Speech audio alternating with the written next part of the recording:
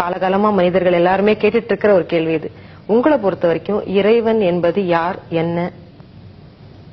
என்னை பொறுத்த வரைக்கும் மட்டுமல்ல, இந்த மார்க்கத்தை பொறுத்த வரைக்கும் மட்டுமல்ல, இந்த உலகம் தோன்றியதில், மனித சமூகம் தோன்றியதிலிருந்து எந்த மனிதன் முதலில் தன்னை அறிந்தானோ அந்த மனிதனிலிருந்து இறைவன் என்பது என்ன என்று கேட்டால், பொதுவாக நாம் எல்லாருமே என்ன சொல்லி வருகிறோம்? இறைவன் எங்கெங்க இருக்கிறதாக சொல்றோம்? தூணிலும் இருப்பான், துரும்பிலும் இருப்பான்.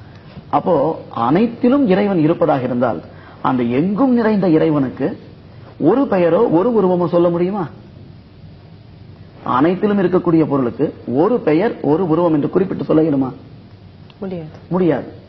அப்ப ஒரு பெயர் ஒரு ரூபம் என்று இல்லாமல், நாம ரூபங்கள் இல்லாமல் எல்லா இடத்திலும் இந்த இறைவன் இருப்பதா இருந்தால் நம்முள்ளிலும் இருக்க வேண்டும் அல்லவா? அப்பொழுது நம்முள்ளில் இறைவனை வைத்துக் கொண்டு இங்கே இறைவன் அல்ல, அந்த கோவிலாகும் இறைவன் என்று கூறினால் யார் முதல் நாத்திகவாதி? இறை மறுப்பாளன் யார்? கோவிலுக்கு சென்று கும்பிட்டுக் கொண்டிருப்பவர்கள். இதை உபனிஷத் கூறுகிறது, பகவத்கீதையும் சொல்கிறது. பகவத்கீதையில என்ன சொல்லப்பட்டிருக்குன்னா, இறைவன் யார், எங்கே இருக்கிறான்னு கேட்டா, ஈஸ்வர சர்வபூதானாம் ஹிருதேஷ அர்ஜுனா திருஷ்டதி.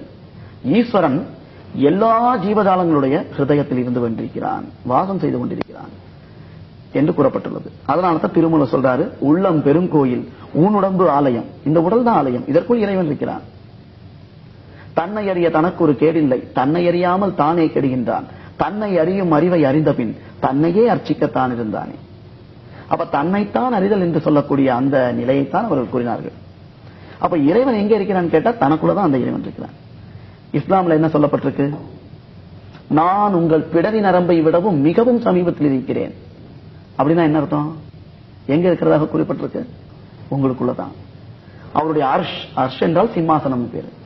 அது எங்க என்று கேட்டால், இந்த இரண்டு காதுகளுக்கு நேரா கோடு, இந்த பக்கம் ரெண்டு கோடு, கீழிருந்து ஒரு கோடு, மேலிருந்து கோடு, இதையெல்லாம் இணையக்கூடிய இடம் எதுவோ அதுதான் அர்ஷ், சிம்மாசனம். அங்குதான் இறைவன் இருக்கிறான், அங்குதான் பிரகாசம் இருந்து கொண்டிருக்கிறது. இதையே தான் பைபிள்லையும் சொல்லப்பட்டிருக்கு. நீங்கள் தேவாலயம் என்பதையும் தேவனுடைய ஆவி உங்களில் வாசமாக இருக்கிறார் என்பதையும் அறியாதிருக்கிறீர்களா? நீங்களே உயிருள்ள தேவனுடைய ஆலயமாக இருக்கிறீர்கள் அப்படின்னு சொல்லப்பட்டிருக்கு. ஆக இந்த உடம்புக்குள்ள அந்த தேவனானவன் இருக்கிறான். அந்த தேவனானவன் என்னவாக இருக்கிறான்? இங்கே ஜீவனாக இருக்கிறான். சீவன் என்ன சிவன் என்ன வேறில்லை. திருமூலர் சொல்றாரு, சிவம்னா ஏதோ ஜடாதாரியாக இருந்து கொண்டு கங்கையை தலையில வச்சுக்கிட்டு ஒரு பாகத்தை பார்வதிக்கு கொடுத்துட்டு இருக்கக்கூடியவர் நினைச்சிட்டு இருக்கிறாங்க. திருமூலர் அதை சொல்லல.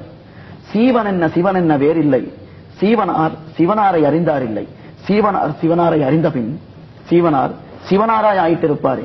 எப்ப ஜீவன் தன்னைத்தான் அறிந்து கொள்கிறதோ அப்புறம் அது சிவமாக மாறிவிடுகிறது. இதுதான் கொஞ்ச நேரத்துக்கு முன்னாடி பேசும்போது சொன்னோம். உள்ளே வசிக்கும் காற்றுக்கு வாசி என்று பெயர். அந்த வாசியாக ஜீவனாக இருக்கும் பொழுது அது வாசியாக இருக்கும். அது தானாக மாறிவிட்டது என்றால், தன்மயமாக வெளியில் செல்லாமல் தன்னுள்ளிலேயே நிலைநிறுத்தப்படுகிறது என்றால், அந்த வாசி திரும்பியது. வாசியை திருப்பினா என்ன ஆகுது? சிவா. சிவா. அது இறைவனாக மாறி